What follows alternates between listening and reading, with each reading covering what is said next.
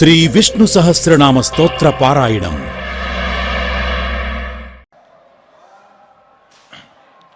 ఓం నమో వెంకటేశాయ. ఏడుకొండలవాడ వెంకటరమణ గోవింద గోవింద. పరమపావనమైన శ్రీవారి దివ్య సాన్నిధ్యంలో మహిమాన్వితమైన శ్రీ విష్ణు సహస్రనామ స్తోత్ర పారాయణ కార్యక్రమాన్ని మనం ఆచార్యుల వారితో కలిసి సంకల్ప వాక్యాలు చదువుకుని ప్రారంభించుకుందాం. శ్రీ గురు ప్రార్థనా. గురుర్బ్రహ్మా గురుర్విష్ణు గురుర్దేవో మహేశ్వరః గురు సాక్షాత్ పరం బ్రహ్మ తస్మై శ్రీ గురవే నమః. శ్రీనివాస ప్రార్థనా. సప్తాద్రివాసినం భక్తకామితార్థప్రదాయినం గోవిందం వాసుదేవం తం శ్రీనివాసం భజామహే. అథ సంకల్పః. శ్రీమదాదివరాహ క్షేత్రే విరాజమానస్య అఖిలాండకోటి బ్రహ్మాండనాయకస్య శ్రీ పద్మావతి జానేః భగవతః శ్రీ వెంకటేశ్వర స్వామినః అనుగ్రహేణ అస్మాకం సర్వేషాం ఆయురారోగ్య ఐశ్వర్యాది సర్వశుభఫల ప్రాప్త్యర్థం సర్వవిధ రోగ శోక భయాదీనాం నివారణార్థం సర్వవిధ గ్రహదోష నివారణార్థం విద్యార్థినాం బుద్ధిశక్తి వృద్ధి ద్వారా స్వస్వ విషయేషు ప్రావీణ్య సిద్ధ్యర్థం సంతానార్థినాం శీఘ్రమేవ సత్సంతాన సిద్ధ్యర్థం వాంఛితార్థ సిద్ధ్యర్థం సమస్త పాపక్షయార్థం గో సంరక్షణార్థం శ్రీ పరమేశ్వర ప్రీత్యర్థం యథాశక్తి శ్రీ విష్ణు సహస్రనామ స్తోత్ర పారాయణం కరిష్యామహే. కృష్ణాదిష్టేన భీష్మేణ ధర్మరాజాయ బోధితం నామ్నాం సహస్రం శ్రీ విష్ణోః ధర్మసార ఇతీరితం. ఉత్తరో గోపతిర్గోప్తా జ్ఞానగమ్యః పురాతనః శరీరభూతభృద్భోక్తా కపీంద్రో భూరిదక్షిణః అని 53వ శ్లోకం. ఉత్తరః ఉత్కృష్టుడైన వాడు, గొప్పవాడు అని అర్థం. అలాగే గోపతి, గో అనే పదానికి చాలా విశేషమైన అర్థాలున్నాయి, అనేక అర్థాలున్నాయి. ఇక్కడ గౌహు అనే పదానికి జీవుడు అనే అర్థాన్ని తీసుకుని, అటువంటి జీవులకు పతి పోషకుడు, జీవులను పోషించేవాడు అని అర్థం. పైపెచ్చు గోప్త కేవలం జీవులనే కాదు, సమస్త బ్రహ్మాండాలను కూడా రక్షించువాడు. గోపాయతి రక్షించువాడు కనుక ఆయన గోప్త అని పిలువబడతాడు. పైపెచ్చు ఆయన జ్ఞానగమ్య అని. ఆ పరమాత్మ ఎట్లా తెలుస్తాడు అన్నట్లయితే కేవలం జ్ఞానము ద్వారా తెలియబడతాడు. యజ్ఞాత్వా నపునర్మోహం ఏవం యాస్యసి పాండవ అని భగవద్గీతలో శ్రీకృష్ణ పరమాత్మ చెప్పాడు. కేవలం ఆ పరమాత్మ విషయకమైన ధ్యానం ద్వారా ఆ పరమాత్మ తెలియబడతాడు. మరొక మార్గం పరమాత్మను తెలుసుకోవడానికి లేదు. మిగతావన్నీ కూడా సహకారులు మాత్రమే, ఒక చోట ఆగిపోతాయి. యతో వాచో నివర్తంతే అప్రాప్య మనసా సహా. వాక్కులు కానీ మనస్సు కానీ ఒక చోట ఆగిపోతాయి. ఆ పరమాత్మ యొక్క అఖండానంద చైతన్యం మనకి తెలియాలంటే ఆ పరమాత్మ గురించి ఆలోచించడం తప్ప మార్గమే లేదు కనుక ఆలోచన వల్ల జ్ఞానం వల్ల తెలియబడేవాడు కనుక ఆయన జ్ఞానగమ్య అని పిలువబడతాడు. జ్ఞానాదేవహి కైవల్యం అనేక విషయాలు ఇక్కడ చెప్పుకోవచ్చు. ఏమని తెలియబడతాడు పరమాత్మ అన్నట్లయితే పురాతన అని, పురాపి నూతన అనే ఒక అర్థాన్ని చెప్పుకోవచ్చు. ఎప్పుడు ఏ కాలంలో జీవులను అడిగినప్పటికీ కూడా పరమాత్మ ఉన్నాడా అంటే ఉన్నాడు అని చెబుతున్నారు. భూతకాలంలో జీవుల్ని పరమాత్మ ఎప్పటి నుంచి ఉన్నాడు అన్నట్లయితే మా వెనకాల నుంచి మా తాతల కాలం నుంచి ఉన్నాడు అని చెప్పుకుంటూ వెళతారు. ఎంతకాలం వెనక్కి వెళ్ళినప్పటికీ కూడా ఆ పరమాత్మ ఇంకా వెనకాల నుంచి ఉన్నాడు అని అందరూ చెబుతూ ఉంటారు. కాబట్టి ఆయన పురాతన అని పిలువబడతాడు. అయినప్పటికీ కూడా నూతన, ఆయన యొక్క రూపం ఇవాల్టికి కూడా నిత్య నూతనంగానే ఉంటుంది. కాబట్టి పురాపి నూతన కనుక ఆయన పురాతన అని పిలువబడతాడు. ఎవరైతే పరమాత్మను జ్ఞానముల ద్వారా పురాతనుడు అనే సదేవ సౌమ్య ఇదమగ్ర ఆసీత్ అనే సత్పదార్థంగా తెలుసుకుంటారో వాళ్లను ఉత్తారయతి, ఈ సంసార చక్రాన్ని నుంచి పడేవాడు కనుక ఆయన ఉత్తరహ అని పిలువబడతాడు. ఉత్తరహ అనే పదం ప్రతిజ్ఞావాక్యంగా ఈ శ్లోకం మొదట్లో చెప్పారు. దానికి సరైన అర్థం ఎవరైతే జ్ఞానం ద్వారా ఆయన సదేవ సౌమ్య ఇదమగ్ర ఆసీత్ అత్యంత పురాతనుడు, సృష్టి కన్నా ఆరంభంలో ఉండేవాడు అనే విషయాన్ని తెలుసుకుంటారో వాళ్లను, ఆయన తప్ప మరొకటి లేదు అనే విషయాన్ని తెలుసుకుంటారో వాళ్లను ఈ సంసార చక్రాన్ని నుంచి బయటకి పడేసేవాడు లేక ఈ సంసార కష్టం నుంచి ఉద్ధరించేవాడు కనుక ఆయన ఉత్తరహ అని పిలువబడతాడు. కేవలం పరమాత్మ ఒక్కడే ఉంటున్నాడా అన్నట్లయితే ఆయా జీవుల యొక్క కర్మఫలాన్ని అనుసరించి ఈ ప్రపంచానంతా విస్తారంగా సృష్టి చేస్తూ ఉన్నాడు అని మనం చెప్పుకుంటున్నాం. కనుకనే ఆయన శరీరభూత భృత్ అని. ఈ శరీరం పాంచభౌతికం మనందరికీ తెలిసినదే. కేవలం మానుష శరీరాలే కాదు, ఈ అఖిలాండ కోటి బ్రహ్మాండాలలో ఉండేటువంటి ప్రతి జీవి శరీరం కూడా, అంటే చతుర్ముఖ బ్రహ్మగారి దగ్గర నుంచి చిన్న చీమ దాకా ఉండేటువంటి ప్రతి జీవి యొక్క శరీరం కూడా పాంచభౌతికమే. మనది పార్థివ దేహాలు ఉంటూ ఉంటాయి. దేవతా జన్మలలో ఉండే వారికి తేజోమయ శరీరాలు ఉంటాయి, అంటే అగ్ని ప్రధానమైన శరీరాలు ఉంటాయి. అలాగే వాయువీయ శరీరాలు కొన్నిటివి, అలాగే జలమయ శరీరాలు కొన్నిటివి. ఈ విధమైన వెరిసి ప్రతి శరీరము కూడా ఎవరైతే శరీరాలను ధరించారో వాళ్ళందరి శరీరాలు కూడా పాంచభౌతికమే. ఆ పంచభూతముల యొక్క పంచీకరణ అంటే మేళవింపు ప్రక్రియ ద్వారా ఆవిర్భవించినవే, దానికే భౌతికములు అని పిలుస్తూ ఉంటారు. ఈ పంచభౌతికమైన శరీరాలకు పంచభూతాలు కారణం. ఆ పంచభూతాలకు పంచ తన్మాత్రలు అని పిలువబడే అంటే సూక్ష్మ పంచభూతాల కారణంగా ఉంటూ ఉంటాయి. ఈ విధమైన సూక్ష్మ పంచభూతాలను ధరిస్తున్నవాడు కనుక ఈ శరీరానికి కారణభూతమైనటువంటి సూక్ష్మ పంచభూతాలను నిర్మిస్తున్నవాడు కనుక ఆయన శరీరభూత భృత్, శరీరానికి కారణమైనటువంటి పంచభూతాలను భరిస్తున్నవాడు అని దానికి వాస్తవమైన అర్థం. ఇంకా వివరంగా చెప్పుకోవాలన్నట్లయితే ఒక జీవి పుట్టిన దగ్గర నుంచి ముసలివాడు అవుతూ ఉంటాడు. అతను చిన్నప్పుడు కేవలం దోసల్లో పట్టేంత ఆకృతి ఉంటుంది. క్రమక్రమేణా చిన్నపిల్లవాడుగా ఉంటాడు. వయస్సు పెరుగుతున్న దగ్గర నుంచి అతని యొక్క శరీరం అభివృద్ధి చెందుతూ ఉంటుంది, పటిష్టంగా అవుతూ ఉంటుంది. క్రమక్రమేణా ఉపక్షయణకు అంటే ముసలితనానికి కూడా దగ్గర అవుతూ ఉంటుంది.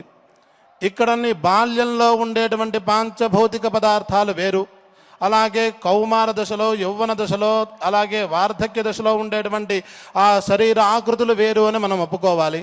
ఇంకా చెప్పాలన్నట్లయితే అక్కడ ఉండేటువంటి పాంచభౌతికత్వం వేరు వేరు అని చెప్పుకోవాలి. అక్కడ పంచీకరణ ప్రక్రియ మరొక రకంగా ఉంది అని మనం ఖచ్చితంగా ఒప్పుకోవాలి. చిన్నప్పుడు ఉండేటువంటి ఆ శరీరానికి కావలసినటువంటి పంచభూతాల యొక్క సమిష్టి స్వరూపం మరొక రకంగా ఉంటుంది. ప్రౌఢ దశలో మరొక రకంగా ఉంటుంది, వార్ధక్య దశలో మరొక రకంగా ఉంటుంది. ఈ విధంగా ఈ శరీరంలో, ఈ ప్రపంచంలో లేక అఖిలాండ కోటి బ్రహ్మాండాలలో ఉండేటువంటి ప్రతి జీవి యొక్క ఆయా సందర్భాన్ని బట్టి ఆయా శరీరాలను కల్పించడానికి భూతములను భరిస్తున్నవాడు కనుక ఆయన యొక్క కారుణ్యం, ఆయన యొక్క సామర్థ్యం అంత పెద్దది. కనుక ఆయన శరీరభూత భృత్ అని పిలువబడతాడు. ఇదేదో ఆయన ఎక్కడో దూరంలో కూర్చుని ఇవన్నీ వ్యవహారం చేస్తున్నాడు, ఆయన దీంతో ఏమి సంసర్గం లేదు అనుకుంటున్నారేమో. కాదు, భోక్త ఈ శరీరంలో ఉండి ఈ శరీరంలో ఆ జీవిగా ఆయా సుఖ దుఃఖాలను అనుభవిస్తున్న వ్యక్తి కూడా ఈయనే. కేవలం ఒక మనిషి యొక్క శరీరంలో కాదు, సమస్త జీవుల యొక్క శరీరంలో అంతర్యామిగా ఉంటూ వాళ్ళ యొక్క సుఖ దుఃఖాలను సర్వాత్మన అనుభవించేవాడు పరమాత్మ. కనుక ఆయన భోక్త అని పిలువబడతాడు. కనుకనే ఇంతవరకు పరమాత్మ యొక్క స్వరూపాన్ని, ఆయన యొక్క విశాలతత్వాన్ని చెప్పారు. మనం ప్రతిజ్ఞావాక్యం ఒకటి అనుకున్నాం, ఉత్తరహ అని. అంటే ఉత్తారయతి, సంసార చక్రం నుంచి బయటపడేసేవాడు అని. ఆ బయటపడేసేవాడు ఎటువంటి వాడు అన్నట్లయితే ఆయనే జ్ఞానగమ్య, పురాతన, శరీరభూతభృత్, భోక్త అని 4 నామాలతో ఆయన యొక్క స్వరూపాన్ని చెప్పుకున్నాం. ఏ విధంగా చేస్తాడు అనే ప్రశ్న కనుక ఆవిర్భవించినట్లయితే పైనామం ఉంది కపీంద్ర అని. కపీంద్ర అంటే ఆ వానరేంద్రుడైనటువంటి ఆంజనేయ స్వామి వారు అనే అర్థం లోకంలో ప్రసిద్ధంగా ఉన్నప్పటికీ కూడా ఇక్కడ ఆ అర్థం యొక్క ప్రసక్తే లేదు. కపిహి అనే పదానికి యజ్ఞవరాహస్వామి అనే అర్థం మనకి తెలిసినదే. వృష కపిహి అనే నామం దగ్గర మనం విస్తారంగా చెప్పుకున్నాం. కాత్ జలాత్ భూమిం పాతి, ఈ భూమిలో అంటే ఆదివరాహస్వామిగా నీటిలో మునిగిపోయినటువంటి ఈ భూమిని ఉద్ధరించిన వాడు కనుక ఆయనకు కపిహి అని పేరు. కనుక అటువంటి కపీంద్ర కనుక యజ్ఞవరాహస్వామి అనే అర్థం ఇక్కడ సముచితంగా తోస్తుంది. జీవులు ఉద్ధరింపబడాలి అన్నట్లయితే దేన్ని ఆచరించాలి అన్నట్లయితే ధర్మాన్ని ఆచరించాలి. ఆ ధర్మాన్ని లోకంలో వ్యవస్థాపన చేయడం కోసమే ఆయన యజ్ఞవరాహస్వామి అవతారాన్ని ధరించారు అని మనం చాలాసార్లు చెప్పుకున్నాం. ఆ కథ మన విస్తారంగా తెలుసు. ఆయన యొక్క స్వరూపమే ఆదివరాహస్వామిగా ఇక్కడ ఉన్నారు. ఆయన యొక్క దివ్య క్షేత్రంలోనే మనం అందరం కూడా పరమ పావనమైనటువంటి ఈ విష్ణు సహస్రనామాన్ని పరిశీలన చేసుకుంటూ ఉన్నాం.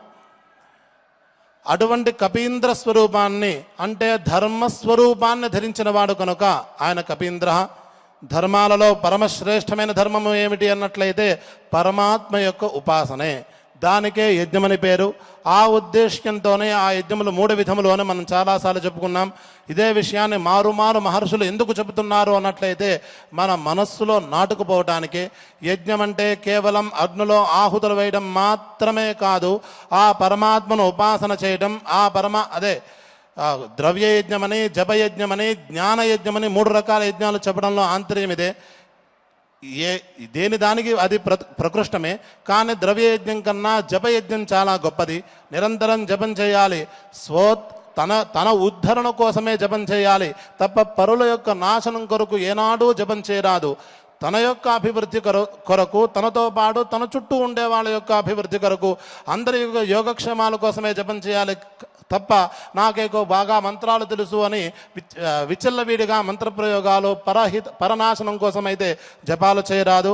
అది స్వాభ్యున్నతిని దెబ్బతీస్తుంది తప్ప మరొకటి చేయదు. పక్కవాడు బాగానే ఉంటాడు కాబట్టి పక్కవాడిని దెబ్బతీయాలనే ఉద్దేశ్యంతో జపతపాలు ఎప్పుడూ చేయరాదు.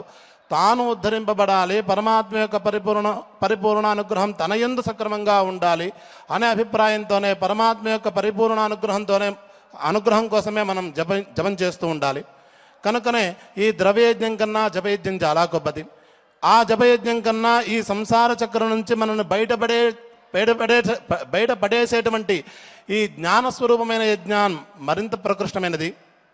కాబట్టి 3 రకాల యజ్ఞానాలను లోకంలోకి ప్రవేశపెట్టినవాడు ఆ యజ్ఞవరాహస్వామి.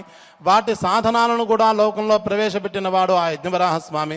కాబట్టి ఆ ధర్మస్వరూపుడు, ధర్మానికి అధిపతి కనుక ఆయన కపీంద్ర అని పిలువబడతాడు.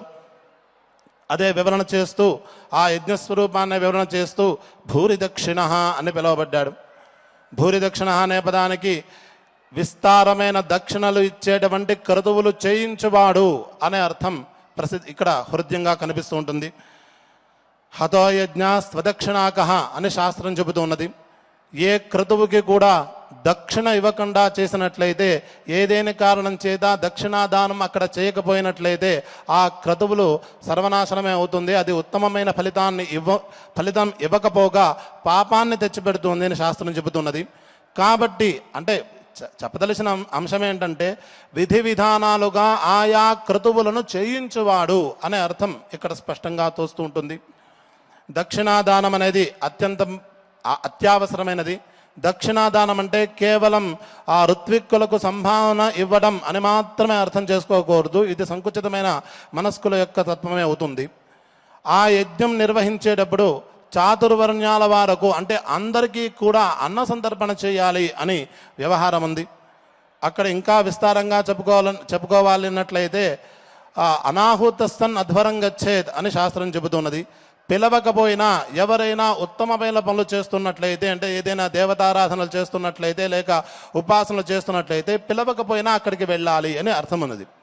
దానికి అర్థం ఏమిటంటే ఎవరైతే చేస్తూ ఉంటారో వాళ్ళు అంత రుజువుగా వ్యవహరించాలి.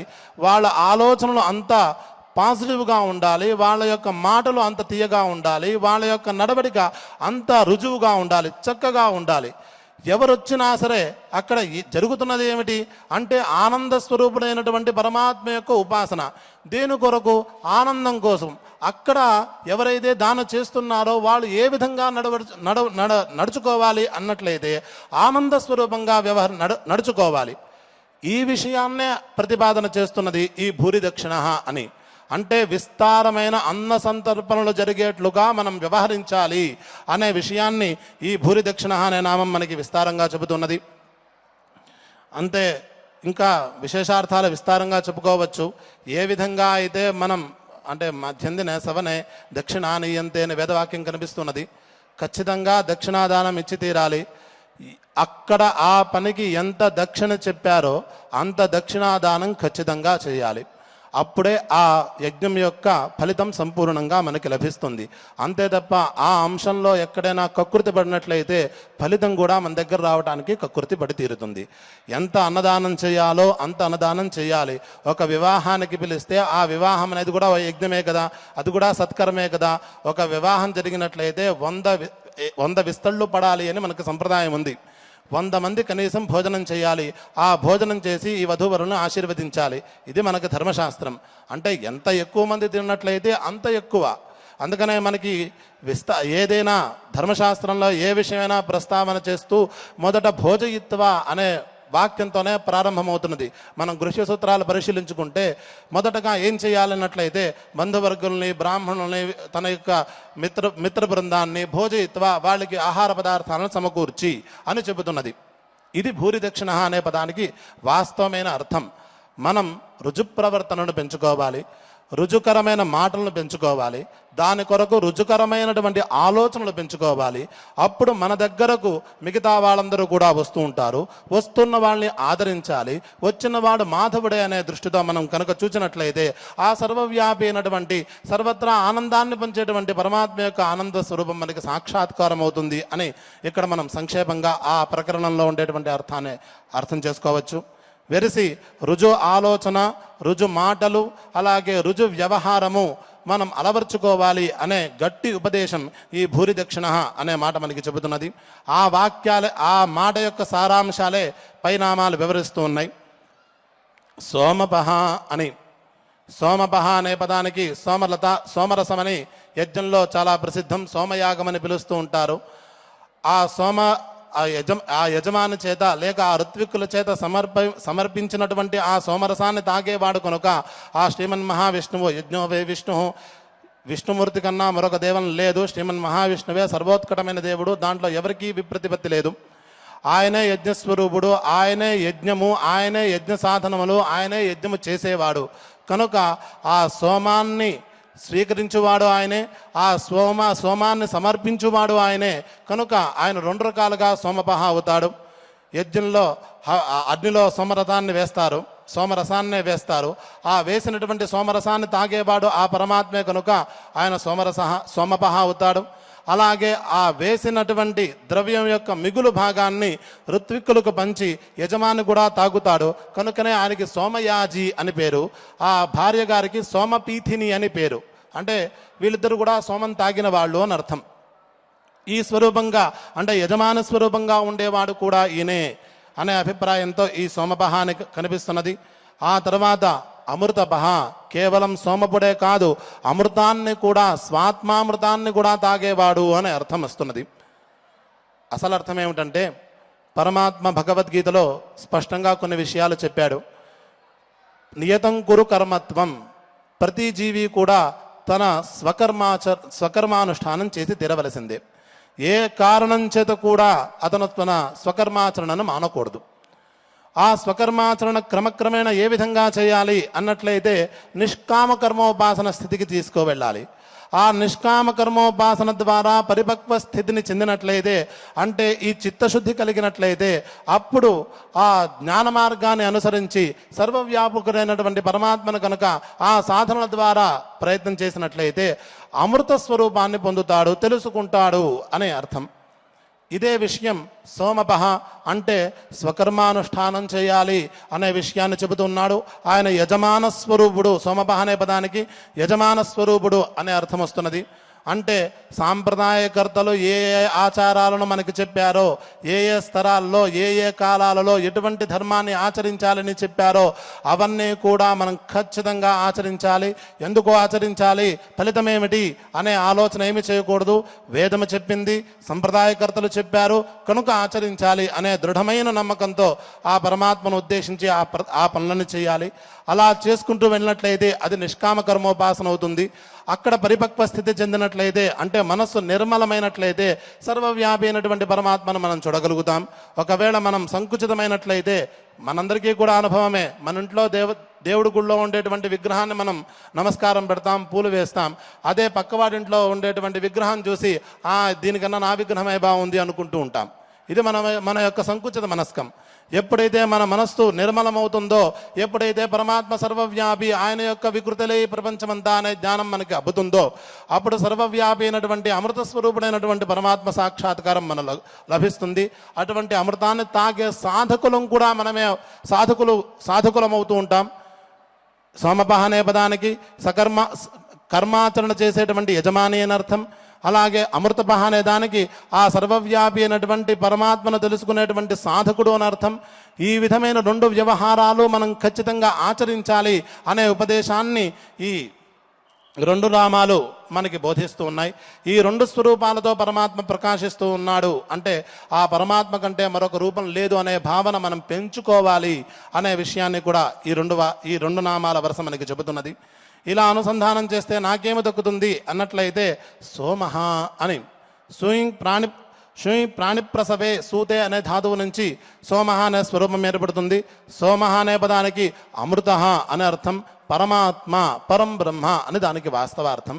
ఆయన కంటే అంటే యత్ స్థానం ప్రాప్య న పునరావర్తతే, మళ్ళీ తిరిగి రావటం అనేది జరగదో ఆ స్థానానికి అమృతం అని పేరు. అమృతం అనే పదానికి మృతము కానిది అనే అర్థం మనందరికీ తెలిసిందే. అటువంటి స్వరూపుడు ఆయనే. ఈ ఉపాసన ద్వారా అటువంటి ఫలితాన్ని ఇచ్చేవాడు ఆయనే.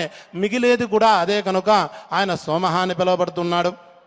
ఇంకా విశేషాల అర్థాలు చెప్పుకోవచ్చు.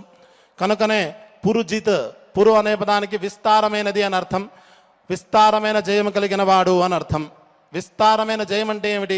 ఒక చిన్న ఇల్లు కట్టుకున్నట్లయితే ఒక చిన్న జయం అది. అదే కనుక ఇంకా గ్రామణీత్వాన్ని పొందినట్లయితే ఇంకో పెద్ద జయం అది. అంటే ఇంటికి యజమాని, ఊరికి యజమాని, మండలానికి యజమాని, లేక రాష్ట్రానికి యజమాని, దేశానికి యజమాని, ఈ లోకానికి యజమాని, బ్రహ్మాండానికి యజమాని, బ్రహ్మాండాలకు యజమాని. దేనికంటే పై స్థాయి లేదో అటువంటి జయాన్ని మనం పొందినట్లయితే మిగిలేది ఏముంటుంది? పరమాత్మ యొక్క స్వరూపమే కదా. అదే కదా సోమః అనేది. ఆ సోమః అనే పదం అర్థమవడం కోసమే పురుజిత్ అనే పదం కూడా పక్కనే వాడారు. అంటే విస్తారమైన జయము కలిగిన వాడు. ఆయన జయించవలసినది మరొకటి లేదు. ఆయనను ఆశ్రయించినట్లయితే మనకు కావలసిన జయాలతో పాటు విస్తారమైనటువంటి జయాలను ఇస్తాడు. ఇతోపి విస్తృతమైనటువంటి పరమపదం అనే జయాన్ని కూడా అనుగ్రహించేవాడు కనుక ఆయన పురుజిత్ అని పిలువబడతాడు. కనుకనే ఆయన పురుషోత్తమః. అటువంటి విస్తారమైన శ్రేష్ఠుడు అంటే సత్తమః అనే పదానికి శ్రేష్ఠుడు అని అర్థం. పురుషోత్తమః అందరికన్నా గొప్పవాడు, ఆయన మించి గొప్పవాడు లేడు. సదైవ సౌమ్య ఇదమగ్ర ఆసీత్ అనే ఉత్తరః అనే పదానికి ఏదైతే అర్థం చెప్పుకున్నామో దాని యొక్క వివరణలే ఈ శ్లోకం మొత్తం మనకి కనిపిస్తున్నది. ఆ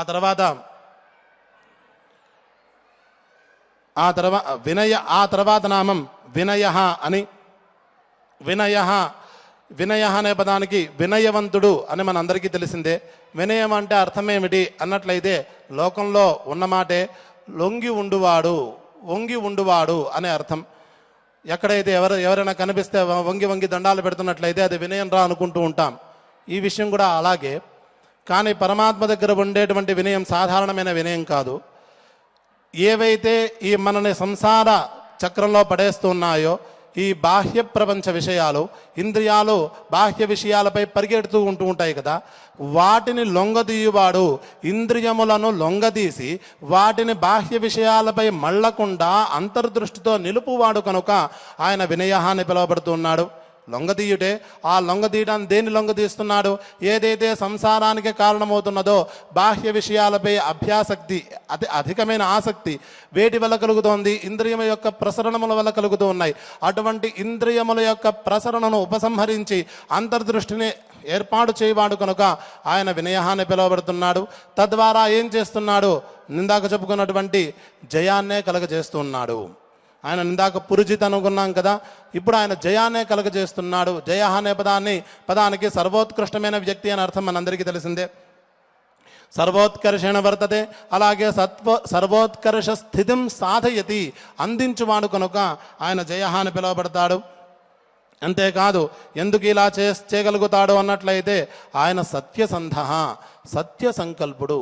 ఆయన ఒకసారి ఇతను నా యొక్క భక్తుడు ఆయన నిర్ణయించుకున్నట్లయితే నేను నీ భక్తుని కదా అని మనం అనుకోకూడదు. మన యొక్క మనస్సు యొక్క ఆలోచనను పసిగట్టగలిగిన వాడు ఆయన. హృషికేశుడు అంతర్యామి, హృదయంలో ఉండేటువంటి విషయాలను పసిగట్టగలడు కదా. ఎప్పుడైతే పరమాత్మ యందు అవ్యాజమైన ప్రీతిని మనం, అంటే ఎటువంటి కోరికలు లేని, ఎటువంటి మిష లేని, ఎటువంటి వ్యాజము లేని స్నేహాన్ని కుదుర్చుకుంటామో, భక్తిని సంపాదించుకుంటామో, అప్పుడు పరమాత్మ మనను ఉద్ధరించాలనే సుహృత్ కనుక ఉద్ధరించాలని సంకల్పిస్తాడు. ఆయన సత్య సంకల్పుడు. ఆయన అలా అనుకుంటే జరిగిపోతుంది. ఎన్నో జీవిత కథలు ఉన్నాయి. దీనికోసం ఉత్కటమైన జన్మ లేకపోతే ఉత్కటమైన చదువులు కావాల్సిన అవసరం లేదు. భక్తి ఒకటే కావాలి. శబరిని ఉద్ధరించాడు పరమాత్మ, గుహుణ్ణి ఉద్ధరించాడు పరమాత్మ, కన్నప్పను ఉద్ధరించాడు పరమాత్మ కాళహస్తీశ్వర మహాత్మ్యంలో. అక్కడ ఏవి కూడా చదువులు కానీ జన్మలు కానీ ఏవి కూడా ప్రాధాన్యాన్ని సంపాదించుకోలేదు. కేవలం భక్తి ఒకటే పరమాత్మ పరిగ్రహించాడు. ఎవరైతే భక్తితో తనను ఆశ్రయిస్తారో, ఇతను నాకు భక్తుడు అని పరమాత్మ గ్రహిస్తాడో, పరమాత్మ ఉద్ధరించాలని సంకల్పిస్తే అక్కడి నుంచి ఏదో డిలేయింగ్ ప్రాసెస్ ద్వారా అందరి యొక్క ఫైల్ రన్ అయినట్టుగా అవ్వదు, క్షణంలో అయిపోతుంది. వెంటనే అతను క్రమక్రమేణా ముక్తిని పొందేస్తూ ఉంటారు. ఏ మహర్షి యొక్క చరిత్రలు చూసినా, ఏ సాధకోత్తముల యొక్క చరిత్రలు చూసినా, ఏ పరితత్వవేత్తల యొక్క చరిత్రలు చూసినా క్షణంలోనే వాళ్ళ యొక్క జీవితాలు మారినట్లుగా మనకు కనిపిస్తూ ఉంటాయి. కనుక ఇటువంటి అనుగ్రహాన్ని చేయగలిగిన వాడు కనుక ఆయన సత్య సంకల్ప, ఈ సమస్త బ్రహ్మాండాలను సృష్టించేవాడు అనే అర్థం కూడా ఇక్కడ అనుసంధానం చేసుకోవచ్చు. కానీ ఉత్తరహ అనే మాట ద్వారా మనం ప్రారంభించుకున్నాం ప్రతిజ్ఞావాక్యం. ఆయన ఏ విధంగా ఉద్ధరిస్తాడు అన్నట్లయితే దానికి సమాధానమే ఇది సత్య సంకల్ప. పైబెచ్చు దాశార్హ అనే పదానికి దానములు స్వీకరించుటకు అర్హమైన వాడు అనే అర్థం కనిపిస్తున్నది. అసలు అర్థం ఏమిటి అన్నట్లయితే దశ అనే పదానికి దశేంద్రియాలు అని అర్థం. ఈ ఇంద్రియముల యొక్క సముదాయానికి దాశము అని పేరు. ఇటువంటి దాశములను అర్హాని కరోతి, పరమాత్మను తెలుసుకునేంత స్థితికి అర్హుల్ని చేస్తూ ఉన్నాడు. మనం పరమాత్మను చూడలేం, పరమాత్మ యొక్క ధ్వనిని వినలేం. ఈ ఇంద్రియములన్నీ కూడా బాహ్యమైన విషయాలను పరిగ్రహిస్తాయి తప్ప సర్వవ్యాపి అయినటువంటి కనిపించినటువంటి, అంటే సాధారణమైన నేత్రాలకు ఇంద్రియాలకు తెలియనటువంటి పరమాత్మను తెలుసుకోలేరు. దానికోసం మనం ఖచ్చితంగా దివ్యమైన ఇంద్రియాలను సంపాదించాలి.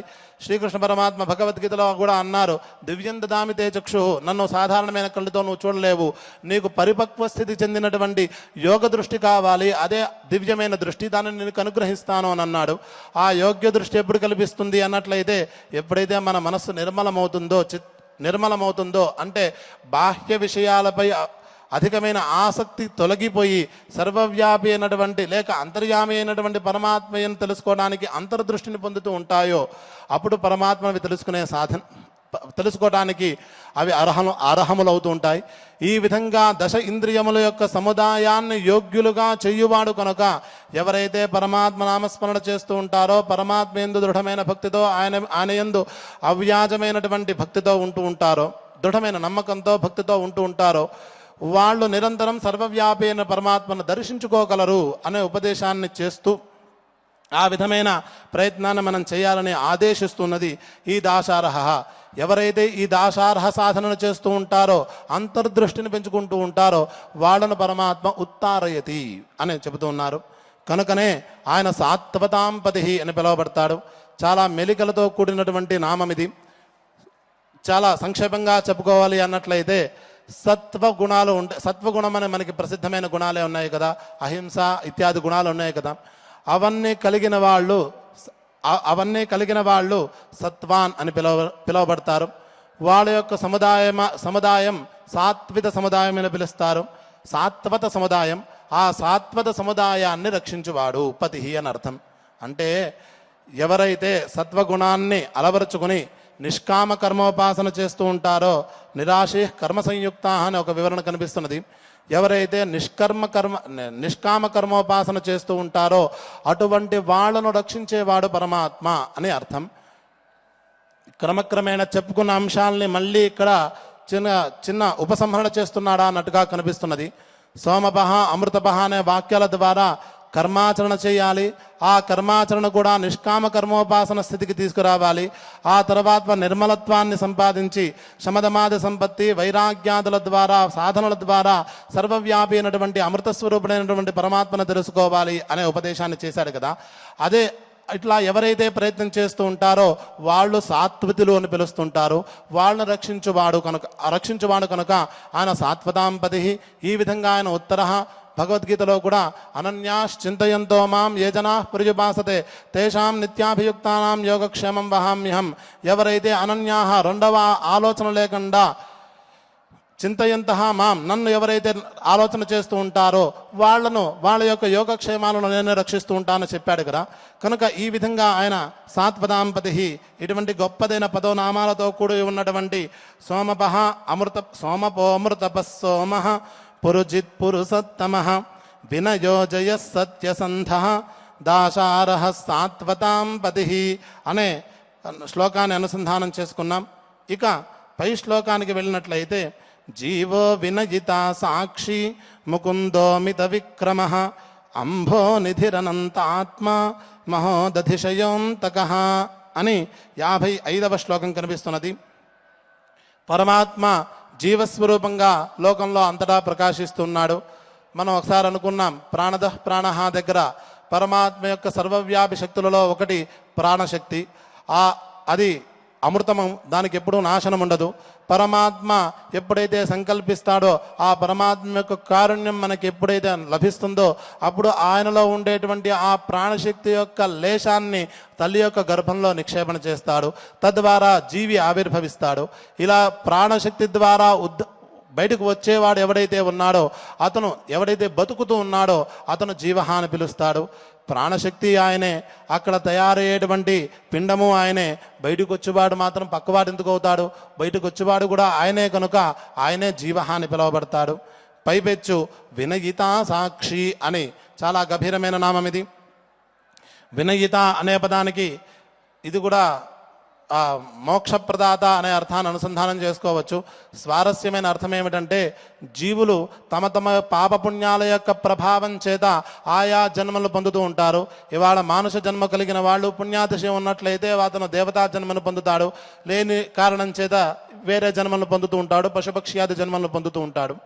ఇలా ఒక శరీరం నుంచి మరొక శరీరానికి మారటమే దాన్ని వినయతి విశేషేణ గచ్చతి దేహాద దేహాంతరం అని వ్యాఖ్యానం రాశారు.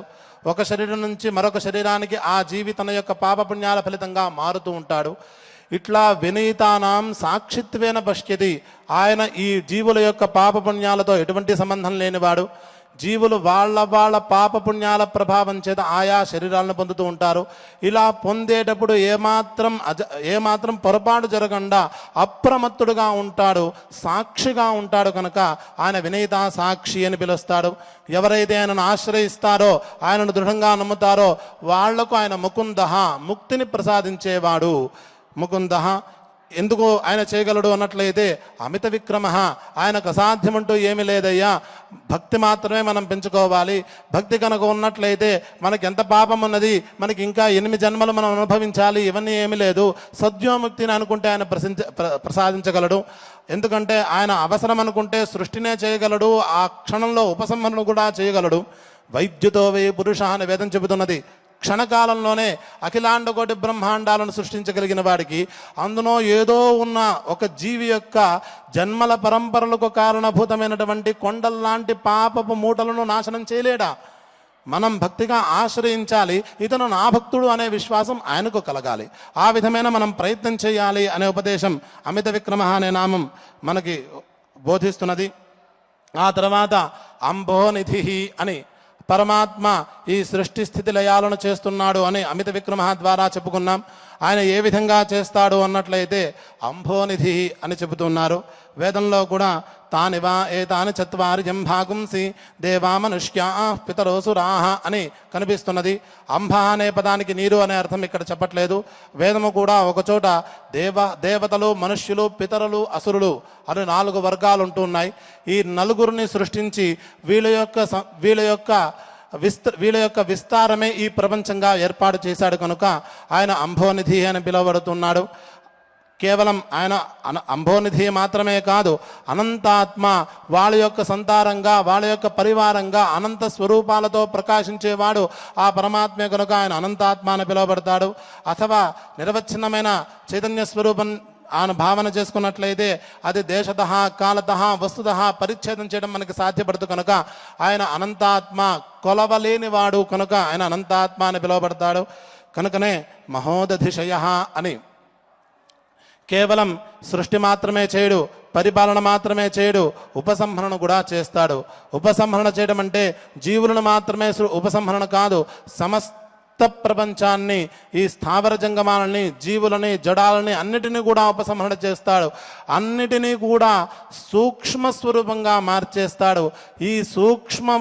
ఈ ప్రపంచంలో ఉండేటువంటి ప్రతి ద్రవ్యాల యొక్క, ప్రతి పదార్థముల యొక్క సూక్ష్మ స్వరూపం మొత్తం కలిపినట్లయితే దానికే సూక్ష్మ జలమని పేర్చారు. దానికే ఆ సూక్ష్మ జలము యొక్క సముదాయమే మహోదధి అంటే గొప్పదైన సముద్రం అని పిలిచారు. ఆ మహోదధిశయ అని అంటే ఆ సముద్రంపై పడుకున్నవాడు అని 2 రకాల అర్థాలు చెప్పుకోవచ్చు. శేషసాయి అయినటువంటి పరమాత్మ అని అర్థం చెప్పుకోవచ్చు, లేకపోతే వటపత్రశాయి అయినటువంటి పరమాత్మ అని కూడా అర్థం చెప్పుకోవచ్చు. మనకి మహాభారతంలో సంభక్ష్య సర్వభూతాని కృత్వా చైకారణవం జగత్ బాలస్వపితి యశ్చైకః తస్మై మాయాత్మనే నమః అని కనిపిస్తున్నది. సర్వం ప్రపంచాన్ని కూడా సూక్ష్మ జలస్వరూపంగా మార్చి దాన్ని ఒగ్గట్టుగా చేసి అటువంటి మహాననమంపై పసిపిల్లవాళ్లగా పడుకున్నటువంటి మాయావి అయినటువంటి పరమాత్మకు నమస్కారము అని మహాభారతంలో ఒక చోట కనిపిస్తున్నది. ఈ విధంగా వ్యవహరించువాడు కనుక ఆయన మహోదధిశయ అని పిలువబడతారు. దీనికే వివరణం అంతకః సర్వాన్ ఉపసంహరతి, అందరినీ ఉపసంహరించువాడు. ఈ విధమైనటువంటి గొప్ప అర్థాలతో కూడినటువంటి 8 నామాలతో కూడినటువంటి 3వ శ్లోకాన్ని మనం అనుసంధానం చేసుకున్నాం.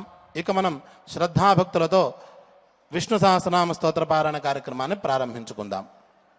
ఉత్తరో గోపతిర్గోప్తా జ్ఞానగమ్యః పురాతనః శరీరభూతభృద్భోక్తా కపీంద్రో భూరి దక్షిణః సోమపోమృతపః సోమః పురుజిత్ पुरुजित्पुरुषत्तमः पुरुजित्पुरुषत्तमः विनयो जयः सत्यसन्धो विनयो जयः सत्यसन्धो दाशार्हः सात्वतां पतिः दाशार्हः सात्वतां पतिः जीवो विनयिता साक्षी जीवो विनयिता साक्षी मुकुन्दोमितविक्रमः मुकुन्दोमितविक्रमः अम्भो निधिरनन्तात्मा अम्भो निधिरनन्तात्मा మహోదధిశయోంతకః మహోదధిశయోంతకః. ఇక మనం భక్తి శ్రద్ధలతో పారాయణాన్ని ప్రారంభించుకుందాం. అస్య శ్రీ విష్ణోర్దివ్య సహస్రనామ స్తోత్ర మహామంత్రస్య శ్రీ వేదవ్యాసో భగవాన్ ఋషిః అనుష్టుప్ ఛందః శ్రీ మహావిష్ణు పరమాత్మా శ్రీమన్నారాయణో దేవత అమృతాంశోద్భవో భానురితి బీజం దేవకీ నందన స్రష్టేతి శక్తిః ఉద్భవః క్షోభనో దేవ ఇతి పరమో మంత్రః శంఖభృన్నందకీ చక్రీతి కీలకం శార్ంగధన్వా గదాధర ఇత్యస్త్రం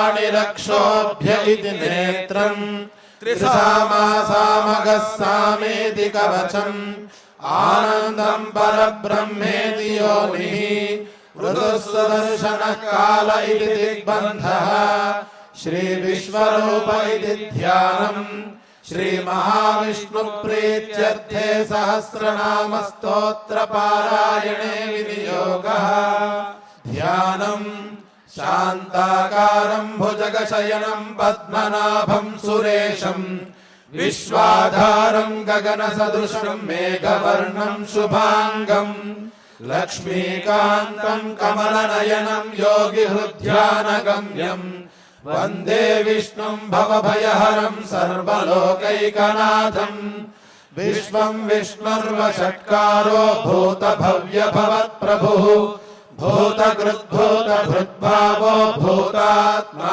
భూతభావనః భూతాత్మా పరమాత్మా చ ముక్తానాం పరమాగతిః అవ్యయః పురుషः సాక్షి క్షేత్రజ్ఞోక్షర ఏవ చ యోగో యోగవిదాన్నేతా ప్రధాన పురుషేశ్వరః నారసింహవపు శ్రీమాన్ కేశవః పురుషోత్తమః సర్వః సర్వః శివస్త్రాణుర్భూతాధిర్నిధిరవ్యయః సంభవో భావనో భర్త ప్రభవః ప్రభురీశ్వరః స్వయంభూ శంభురాదిత్యః పుష్కరాక్షో మహాశ్వనః అనాదినిధనో ధాతా విధాతా ధాతురుత్తమః అప్రమేయో హృషీకేశః పద్మనాభోమరప్రభుః విశ్వకర్మా మనుస్రష్టా స్థవిష్టస్థవిరో ధ్రువః అగ్రాహ్య శాశ్వత కృష్ణో లోహితాక్షః ప్రతర్దనః ప్రభూతస్త్రికకుబ్ధామ పవిత్రం మంగళం పరం ఈశానః ప్రాణదః ప్రాణో జ్యేష్ఠः శ్రేష్ఠः ప్రజాపతిः హిరణ్యగర్భో భూగర్భో మాధవో మధుసూదనः ఈశ్వరో విక్రమీ ధన్వీ మేధావీ విక్రమః క్రమః అనుత్తమో దురాధర్షః కృతజ్ఞః కృతిరాత్మవాన్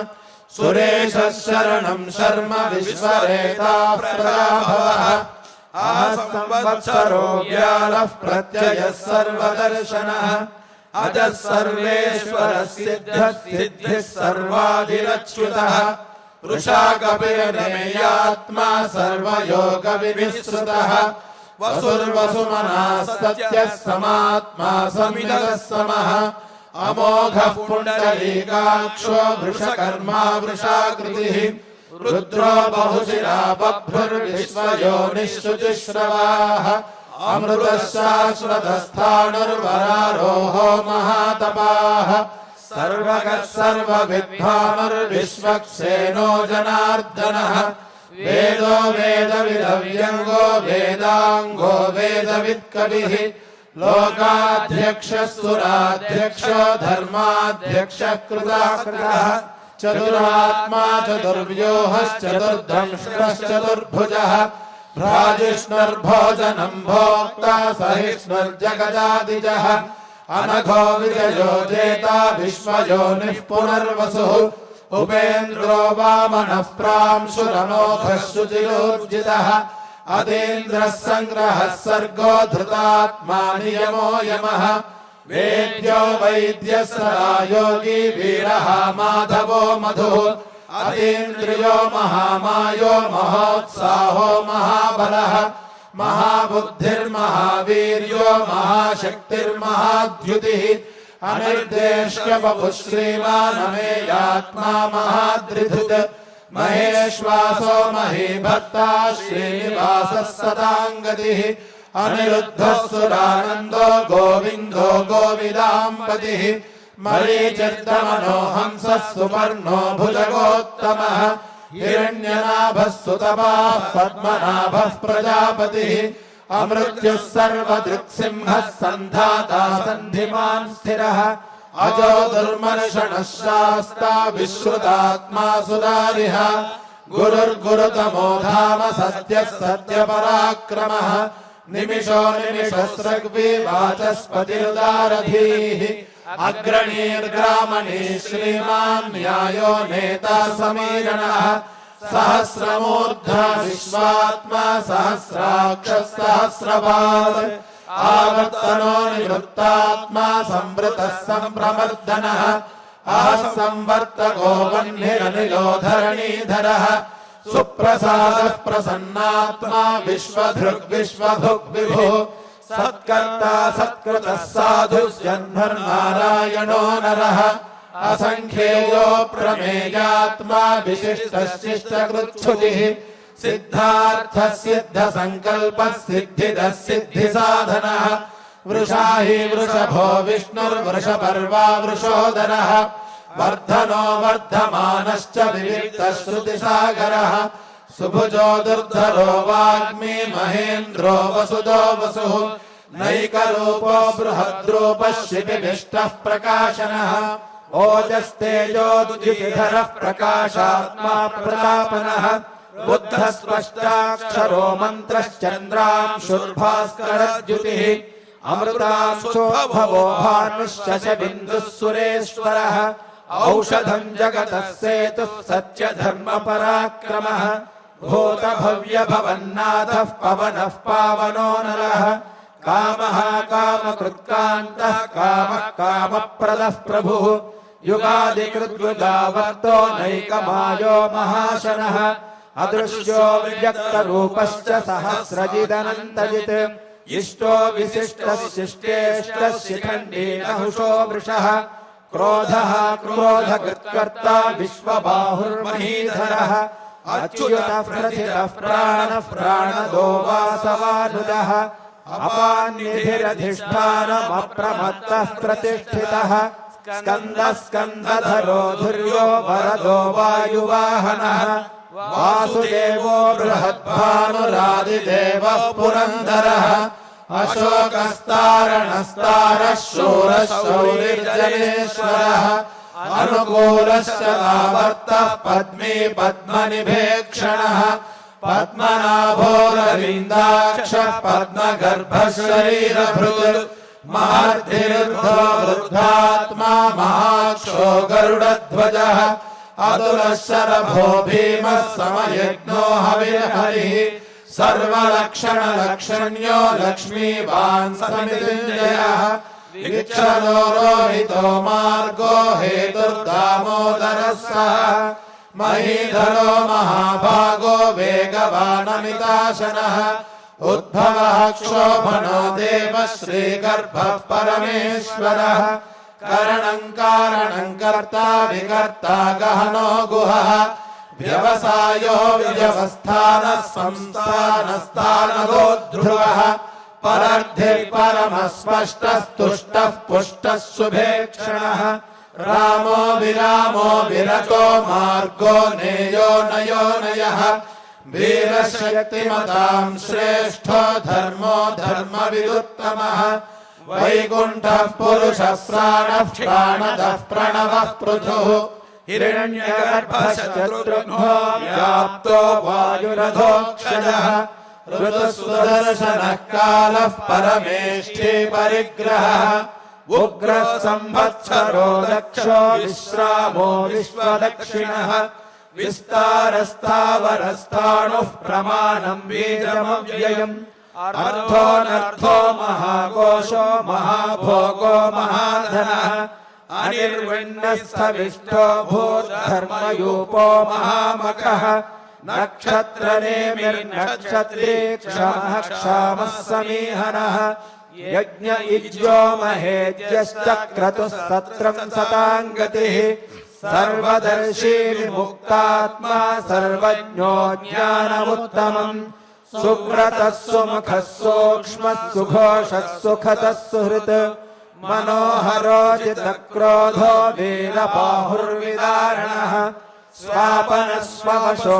व्यापी नैकात्मा नैककर्मकृत् वत्सरो वत्सलो वत्सी रत्नगर्भो धनेश्वरः धर्मगुद्धर्मकृद्धर्मी सदसक्षरमक्षरम् अविज्ञाता सहस्रांशुर्विधाता कृतलक्षणः गभस्तिनेमि सत्त्वस्थः सिंहो भूतमहेश्वरः आदिदेवो महादेवो देवेशो देवभृद्गुरुः उत्तरो गोपतिर्गोप्ता ज्ञानगम्यः पुरातनः शरीरभूतभृद्भोक्ता कपीन्द्रो भूरिदक्षिणः सोमपोमृतपः सोमः पुरुषित्पुरुषोत्तमः विनयोजयः सत्यसन्धो दाशार्हः सात्वताम् पतिः जीवो विनयिता साक्षी मुकुन्दो मितविक्रमः अम्भो निधिरनन्दात्मा महोदधिशयोऽन्तकः अजो महारः स्वाभाव्यो जितामित्रः प्रमोदनः आनन्दो नन्दनो नन्दः सत्यधर्मात्रिविक्रमः महर्षिः कपिलाचार्यः कृतज्ञो मेदिनीपतिः त्रिपदस्त्रिदशाध्यक्षो महाशृङ्गः कृतान्तकृत् महावराहो गोविन्दः सुषेणः कनकाङ्गदिः गुह्यो गभीरो गहनो गुप्तश्चक्रगदाधरः वेदाश्वाङ्गोजितः कृष्णो दृढः सङ्कर्षणोच्युतः वरुणो वारुणो वृक्षः पुष्कराक्षो महामनाः भगवान् भगवानन्दी वनमालिहायुधः आदित्यो ज्योतिरादित्यः सहेश्वर्गतिसत्तमः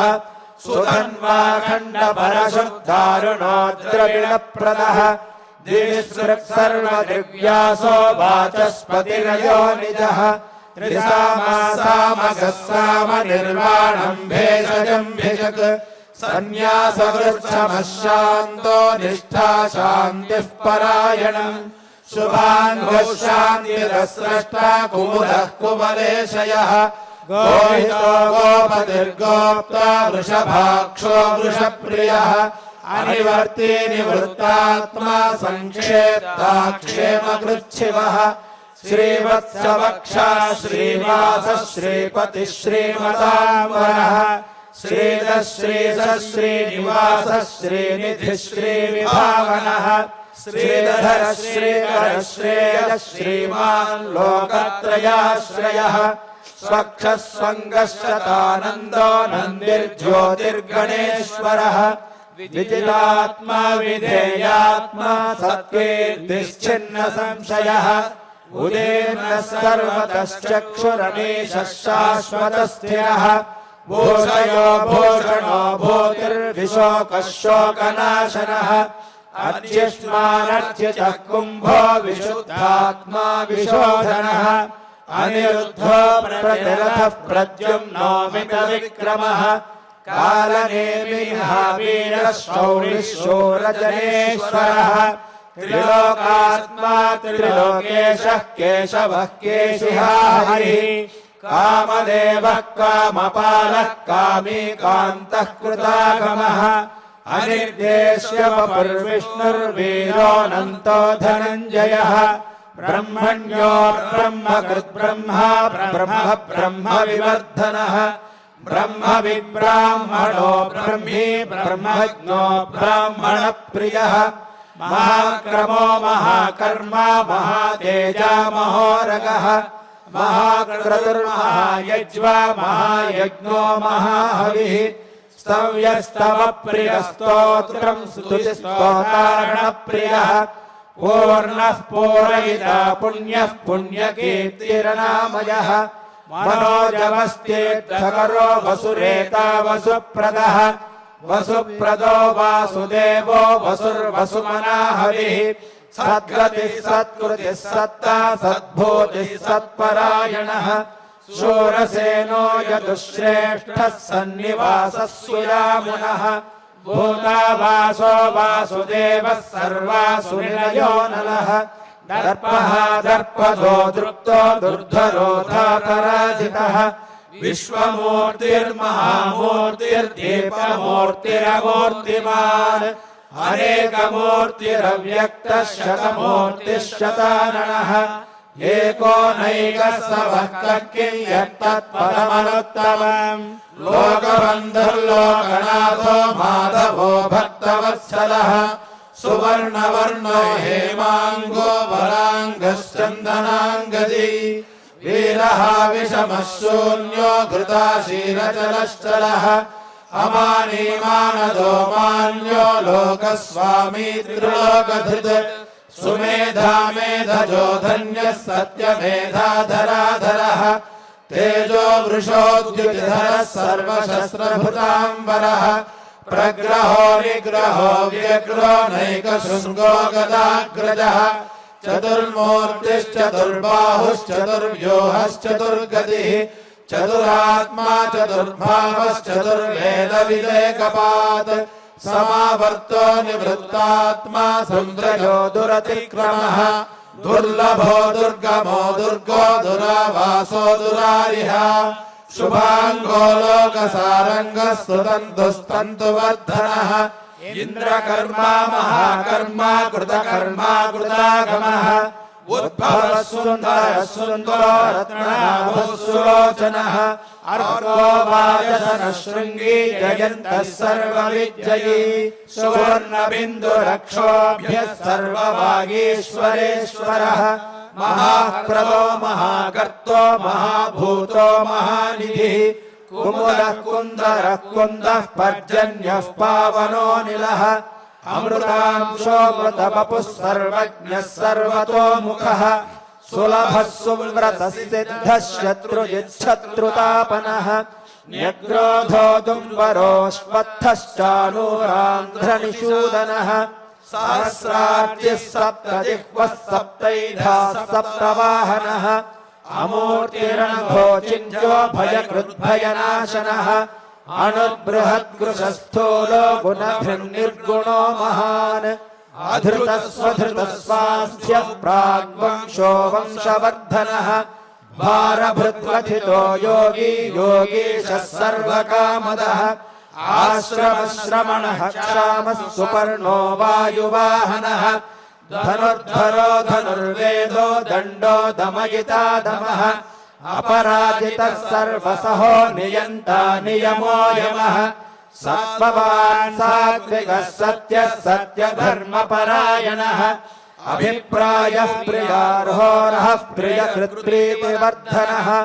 विहाय सकदृज्योतिः सुरुचिर्हुतभुग्विभुः रविर्विरोचनः सूर्यः सविता रविलोचनः अनन्तो हुतभुग्भोक्ता सुखदो नैकदोऽग्रजः अनिर्विण्णः सदा मर्षि लोकाधिष्ठानमद्भुतः सनात्सनातनतमः कपिलः कपिरव्ययः स्वस्तिरः स्वस्ति कृत्स्वस्तिः स्वस्ति भुक् स्वस्ति दक्षिणः अरौद्रः कुण्डली चक्री विक्रम्यूर्जितशासनः शब्दातिकः शब्दसः शिशिरः शर्वरीकरः अक्रूरः पेशलो दक्षो दक्षिणः क्षमिणाम्बरः विद्वत्तमो वीतभयः पुण्यश्रवणकीर्तनः उत्तारणो दुष्कृतिः पुण्यो दुःस्वप्ननाशनः वीरः रक्षणः सन्तो जीवनं पर्यवस्थितः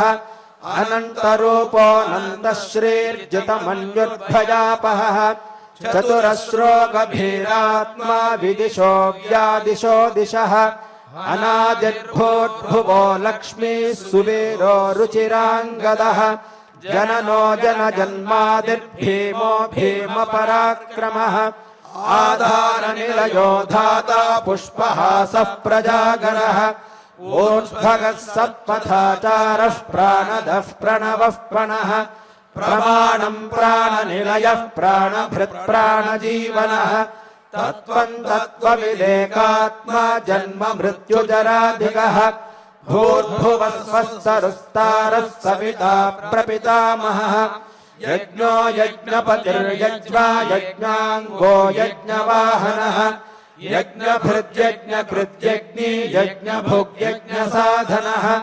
यज्ञान्तकृद्यज्ञगुह्यमन्नमन्नाद एव च आत्मयोनिः स्वयं जातो वैखानः सामगायनः देवकीनन्दनः स्रष्टा क्षितेशः पापनाशनः शङ्खभृङ्गके चक्रे शार्ङ्गधन्वा गदाधरः रथाङ्गपाणिरक्षोभ्यः सर्वप्रहरणायुधः श्रीसर्वप्रहरणायुध ॐ नमः इति वनमाली गदेशार्ङ्गी शङ्खी चक्रे च नन्दकी श्रीमान्नारायणो विष्णुर्वासुदेवोऽभिरक्षतु श्रीवासुदेवोऽभिरक्षतु ॐ नमः इति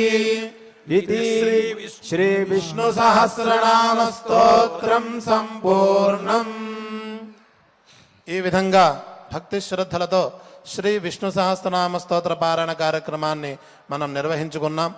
ఈ పారాయణ ఫలితాన్ని పరమపావనమైన శ్రీవారి దివ్య చరణాలు యందు సమర్పణ చేసుకుంటూ మంగళ శ్లోకాలతో ఈ కార్యక్రమాన్ని పూర్తి చేసుకుందాం. అథ క్షమా ప్రార్థనా యదక్షరపదభ్రష్టం మాత్రాహీనం చ యద్భవేత్ తత్సర్వం క్షమ్యతాం దేవ నారాయణ నమోస్తుతే. అథ లోకక్షేమ ప్రార్థనా సర్వే భవంతు సుఖినః సర్వే సంతు నిరామయాః సర్వే భద్రాణి పశ్యంతు మా కశ్చిద్ దుఃఖభాగ్ భవేత్. అథ మంగళం శ్రియః కాంతాయ కళ్యాణ నిధయే నిధయేర్థినాం శ్రీవేంకటనివాసాయ శ్రీనివాసాయ మంగళం.